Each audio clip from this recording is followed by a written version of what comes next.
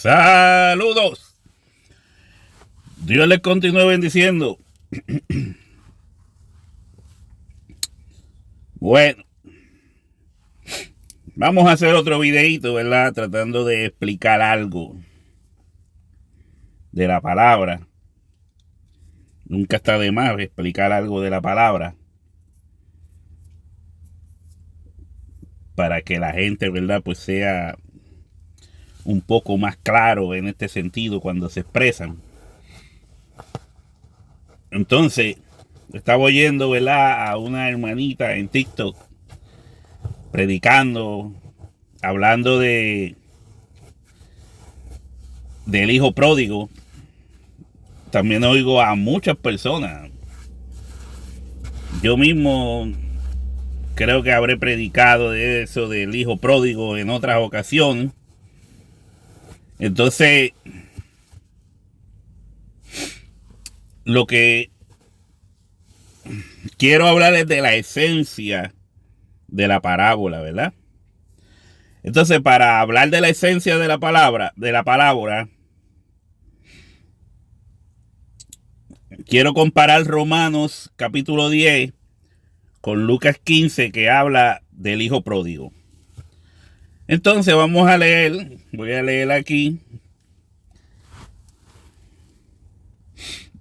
en Romanos 10, 17 en adelante, dice: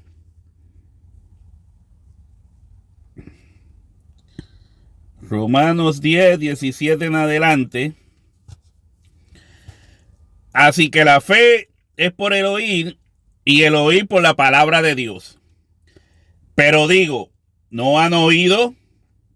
Antes bien, por toda la tierra ha salido la voz de ellos, por toda la tierra. Y hasta los fines de la tierra, sus palabras. También digo, ¿no ha conocido esto Israel? Primeramente Moisés dice: yo os provocaré a celos con un pueblo que no es pueblo. Con pueblo insensato os provocaré a ira. Repito, primeramente Moisés dice: yo os provocaré a celos con un pueblo que no es pueblo. Con pueblo insensato os provocaré a ira. E Isaías dice: resueltamente fui hallado de los que no me buscaban, me manifesté a los que no preguntaban por mí. Pero acerca de Israel dice: todo el día extendí mis manos a un pueblo rebelde y contradictor. Lo que quiero decir con esto, ¿verdad?, que cuando leemos la parábola del hijo pródigo, se usa la parábola del hijo pródigo para, mayormente en las iglesias, ¿verdad?, para hablar de la persona que era cristiana y se fue de la iglesia y que se presenta como que esa persona luego regresa a la iglesia donde están los hermanos, el hermano mayor, y se presenta al hermano mayor como que son los demás hermanos de la iglesia que están ahí en la iglesia pero no aprovechan la bendición del Señor. Y yo digo, bueno, sí, más o menos usted puede, ¿verdad?, tratar, presentarlo de esa forma, pero no es el sentido de la parábola. Entonces yo creo que cuando cogemos, ¿verdad?, porciones como esa, sería bueno darle el sentido correcto para que la gente esté clara en esa base. Entonces, voy a leerlo de aquí. Parábola del hijo pródigo, Lucas 15. Dice: También dijo, un hombre tenía 2 hijos. ¿Quién dijo? Jesús. Él es el que está contando la parábola. Y el menor de ellos dijo a su padre, Padre, dame la parte de los bienes que me corresponde, y les repartió los bienes. No muchos días después, juntándolo todo, el hijo menor se fue lejos a una provincia apartada y allí desperdició sus bienes viviendo perdidamente. Y cuando todo lo hubo malgastado, vino una gran hambre en aquella provincia y comenzó a faltarle. Y fue y se arrimó a uno de los ciudadanos de aquella tierra, el cual le envió a su hacienda para que apacentase cerdos. Y deseaba llenar su vientre de las algarrobas que comían los cerdos, pero nadie le daba. Y volviendo en sí dijo, ¿cuántos jornaleros en casa de mi padre tienen abundancia de pan, y yo aquí perezco de hambre? Me levantaré e iré a mi padre y le diré, Padre, he pecado contra el cielo y contra ti. Ya no soy digno de ser llamado tu hijo. Hazme como uno de tus jornaleros. Y levantándose vino a su padre, y cuando aún estaba lejos, le vio su padre. Y fue movido a misericordia, y corrió y se echó sobre su cuello, y le besó. Y el hijo dijo, Padre, he pecado contra el cielo y contra ti, y ya no soy digno de ser llamado tu hijo. Pero el padre dijo a sus siervos, sacad el mejor vestido y vestidle, y poned un anillo en su mano y calzado en sus pies, y traer el becerro gordo y matarlo, y comamos y hagamos fiesta, porque mi hijo muerto era y ha revivido. Se había perdido y es hallado. Y comenzaron a regocijarse. Y su hijo mayor estaba en el campo, y cuando vino y llegó cerca de la casa, oyó la música y las danzas. Y llamando a uno de los criados, le preguntó qué era aquello. Y él le dijo, tu hermano ha venido y tu padre ha hecho matar el becerro gordo por haberle recibido bueno y sano. Entonces se enojó y no quería entrar.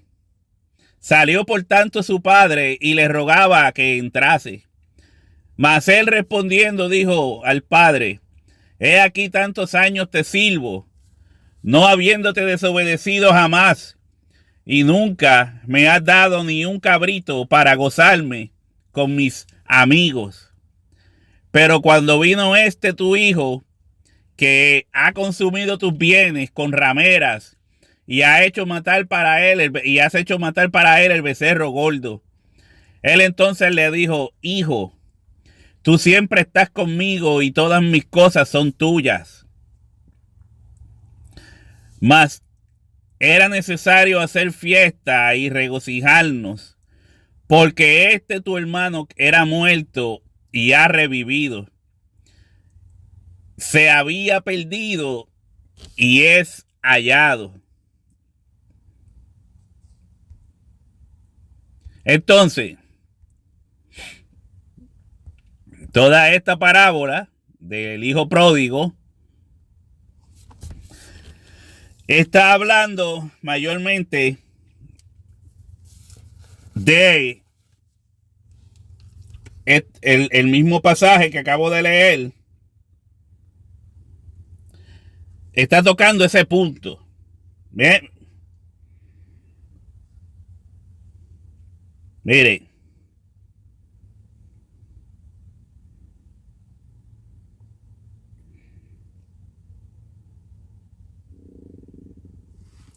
Dice, mas no todos obedecieron al evangelio. Pues Isaías dice, Señor, ¿quién ha creído a nuestro anuncio? Así que la fe es por el oír y el oír por la palabra de Dios. Pero digo, ¿no han oído? Antes bien, por toda la tierra ha salido la voz de ellos, y hasta los fines de la tierra sus palabras. También dijo, ¿no ha conocido esto Israel? Primeramente Moisés dice, yo os provocaré a celos con un pueblo que no es pueblo, con pueblo insensato os provocaré a celos. Pueblo insensato. Dígame usted si la acción del hijo menor no fue una acción insensata. Le está pidiendo a su padre la parte de la herencia cuando aún su padre ni ha muerto. Todavía el padre está vivo y él está pidiéndole la parte de la herencia que le corresponde. ¿Eso es insensato o no es insensato? Entonces, cuando usted compara esto a través de la historia de la raza humana, desde que Dios crea a Adán, ¿verdad? Dios trata de establecer un pueblo para que este pueblo le sirva a Dios. Y obviamente sabemos que este es el pueblo de Israel, al cual Dios le da todas las cosas. Entonces, el resto del mundo se presenta como el hijo menor porque somos parte de la creación de Dios. Y sabemos que Dios pensaba en el hijo menor porque una de las promesas que le hace a Abraham es: en ti serán benditas todas las naciones, todas las familias de la tierra. Por eso, si usted lee aquí en Romano, dice, pero digo, no han oído, antes bien, por toda la tierra ha salido la voz de ellos, y hasta los fines de la tierra sus palabras. Dios ha hecho un llamado a todos.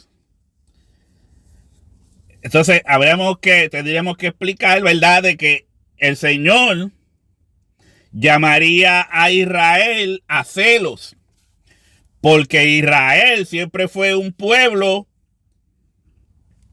contradictor. Israel siempre ha sido un pueblo, dice, pero acerca de Israel dice, todo el día extendí mis manos a un pueblo rebelde y contradictor. A un pueblo rebelde y contradictor. Israel era ese pueblo que estaba ahí sirviendo para el Señor, pero no participaba de lo que Dios lo había hecho dueño de eso. Él dice, todo lo que yo tengo es tuyo, lo mío es tuyo, pero tú no lo quisiste aprovechar. Tú no lo quisiste aprovechar. Ahí volvemos, ahí podemos leer en Romanos cuando dice que Israel trató de justificarse bajo las obras de la ley. Mientras que al hijo menor ahora se le presenta la fe en Jesucristo. Pero Israel desechó esa fe. Vio a Jesucristo como un obstáculo. O sea, todo el pasaje del hijo pródigo está hablando de esa relación. Por eso dice que el papá vio a su hijo a la distancia. O sea, el papá estaba pendiente de que esto se diera. El plan de salvación para la humanidad. El hijo menor representa a la humanidad perdida, a los que no tenían ni fe ni esperanza, a los que no eran pueblo, a los que estaban comiendo algarroba, a los que estaban viviendo de los cerdos. Los cerdos en este capítulo representan inmundicia, a los que vivían en la inmundicia, a los que no tenían fe ni esperanza.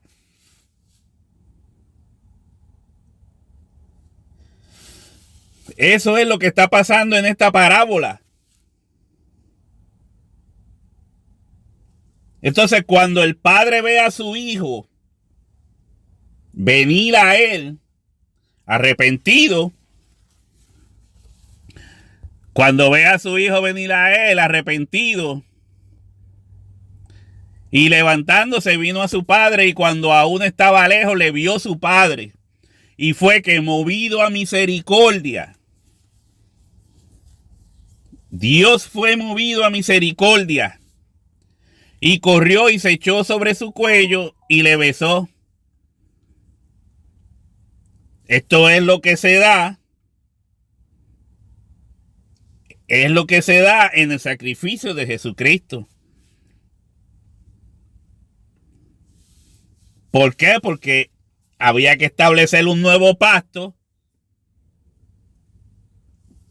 y en ese nuevo pacto se tenía que ratificar por medio de un sacrificio de sangre, así como se hacía en el Antiguo Testamento. Todo esto está relacionado a eso. Todo este pasaje está relacionado a eso. Y el hijo le dijo: Padre, he pecado contra ti, contra el cielo, y ya no soy digno de ser llamado tu hijo. ¿Ve? Fuera de Israel no había salvación hasta que Israel decide desechar la piedra que desecharon los edificadores. Ha venido a ser principal piedra del ángulo.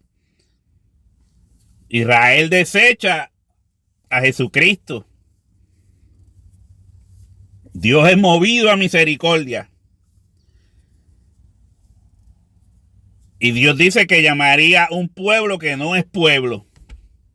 Ahí, mientras estaba ese pueblo en las algarrobas, comiéndose las algarrobas de los cerdos, trabajando con los cerdos,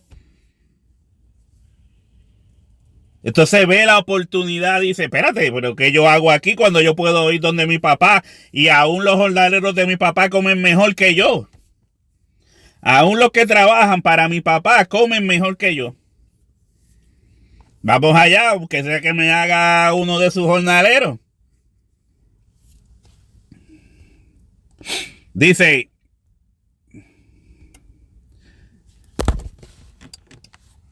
pero el padre dijo a sus siervos: sacad el mejor vestido y vestirle, y poned un anillo en su mano. Jesús decía a los discípulos: he aquí yo os he dado autoridad. He aquí yo os he dado autoridad. ¿Por qué? Porque él había recibido autoridad también. O sea, compartía de su autoridad con su iglesia, con su cuerpo. Y traed el becerro gordo y matémosle y comamos y hagamos fiesta. Y hagamos fiesta.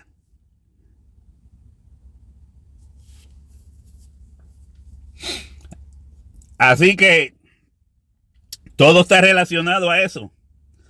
Todo está relacionado a ese evento. Por eso que no es simplemente el hecho de que se fue un hermano, a ver si el hermano vuelve. No, cuando Dios estaba hablando de esta parábola, estaba hablando de la humanidad. Entonces, poner un anillo que representa esa autoridad, poner un vestido que representa la santificación, un vestido limpio, representa la santificación, y poner calzado en sus pies que tiene que ver con el evangelio de Jesucristo.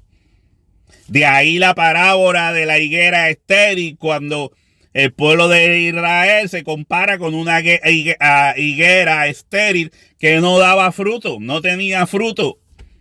y el Señor la maldice. El Señor la maldice y dice, nadie más comerá fruto de ti. Nadie más comerá fruto de ti. Por eso Dios dice, yo llamaré a otro pueblo que dará fruto. Que dará el fruto que yo necesito. Por eso el calzado en sus pies tiene que ver con el evangelio.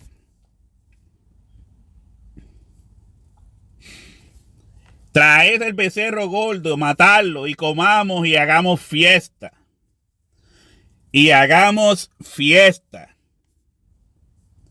De ahí que la fiesta se puede comparar a las bodas del Cordero, ya que Jesucristo ahora se puede casar. Jesucristo se puede casar con la novia.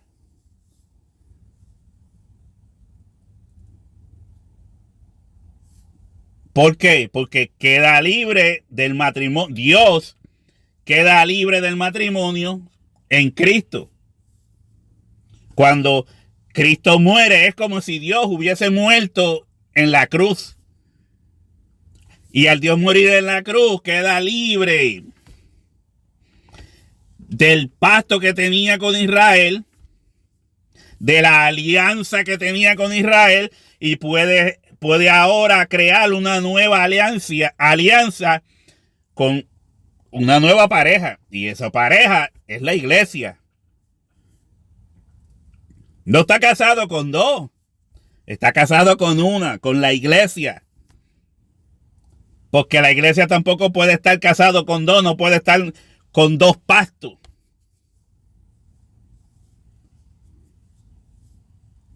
Solo uno. O sea, y todo esto está relacionado a esto mismo. Porque este es mi hijo que era muerto y ha revivido. Por eso la Biblia habla de que estábamos muertos en nuestros delitos y pecados, y cuando venimos a Cristo, el Señor nos hace revivir por medio de que en el bautismo es como que estamos sumergidos, se sumerge la vieja criatura y renace un nuevo hombre.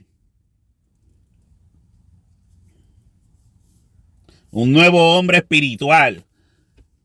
Se había perdido y es hallado. Y comenzaron a regocijarse. ¿Qué hace esto? Y su hijo mayor estaba en el campo. Y cuando vino y llegó cerca de casa, oyó la música, la danza. Esto es lo que le pasaba a los judíos. Empezaron a escuchar a Juan, a Pablo predicando. Empezaron a oír como los pueblos alababan a Dios cuando Juan y Pedro, cuando Juan y Pedro hicieron milagros. Y la iglesia comenzó a crecer. O sea, oyeron la música, oyeron la algarabía. Los judíos que pensaron que matando a Jesucristo se iba a acabar todo. Y no, ahí era que comenzaba. Ahí era que comenzaba todo. Oyeron la música, la algarabía, la celebración.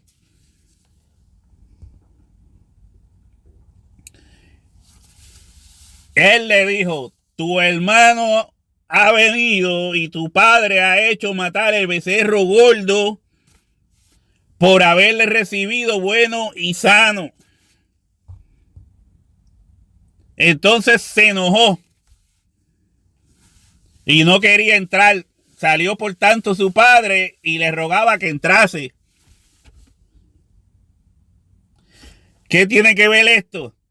Que el mismo Jesucristo le dice a los discípulos, a los apóstoles, quedaos en Jerusalén, allí van a recibir el Espíritu Santo, van a recibir el poder del Espíritu Santo para que me sean testigos en Jerusalén, en Judea, en Samaria y hasta lo último de la tierra. Esto yo estoy comparando ahí sin mucho, yo no he hecho un estudio de nada de esto, pero obviamente se puede notar todo este asunto. Dice que se enojó. No quería entrar. Salió por tanto su padre y le rogase que entrase.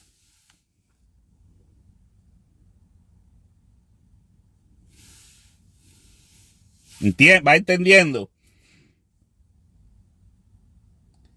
Entonces Jesús manda a los discípulos a predicarle a Jerusalén, a los judíos, en Judea, en Jerusalén, en Samaria, a los samaritanos y al mundo entero.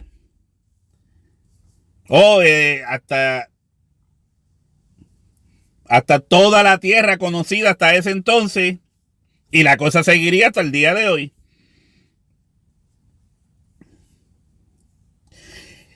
¿Y qué pasó? Que los judíos no quisieron entrar. Salió por tanto su padre y le rogaba que entrase.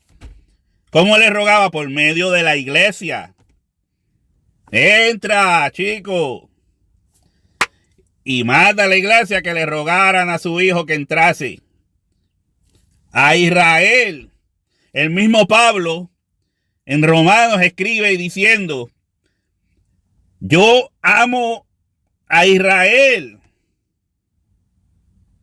Y dice, yo mismo me sacrificaría a mí mismo. ¿Cómo es? Él dice, yo mismo me expondría a perdición por tal de que ellos se salvasen. Por tal de que ellos vinieran y entrasen al reino.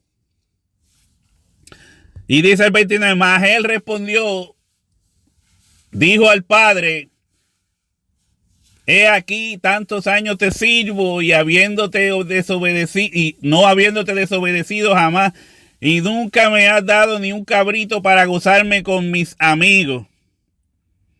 Esa parte es ese celo que dice Pablo, porque ellos tienen celo de Dios. Pero dice, pero no conocieron al Señor conforme a ciencia. Desecharon la ciencia de Dios. Desecharon la ciencia.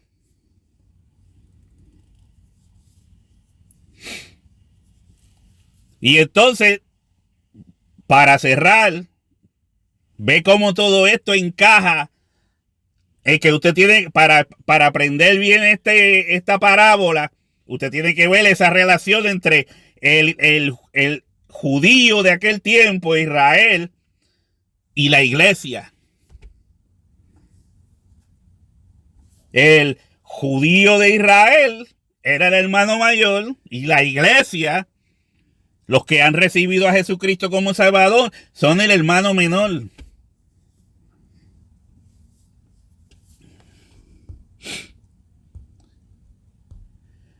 Pero cuando vino tu hijo, que ha consumido tus bienes y con rameras ha hecho matar el becerro, ¿ves? Por eso dice, hay un pueblo que no es pueblo. Dice, Dios decía, voy a llamar a un pueblo que no es pueblo. ¿Por qué? Porque así vivía el hombre, en el desperdicio, en la inmundicia. Dice, él entonces le dijo, hijo, tú siempre has estado conmigo y todas mis cosas son tuyas. Todas mis cosas son tuyas, más era necesario hacer fiesta y regocijarnos porque tu hermano era muerto y ha revivido, se había perdido y es hallado.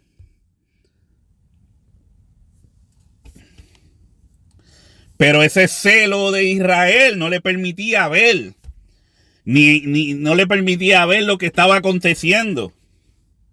Y entonces hay personas en este tiempo que han venido arrastrando ese mismo celo de Israel y quieren hacer errar al cristiano de hoy.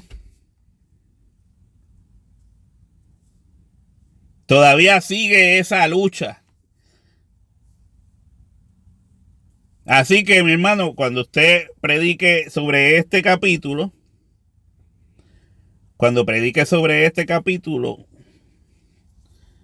pues ya sabe la relación que hay entre el hermano mayor y el hermano menor. y que nosotros somos parte de ese hermano menor. Así que esto es sencillo, obviamente, pero se puede profundizar mucho más en eso. Así que, para adelante. Dios le continúe bendiciendo.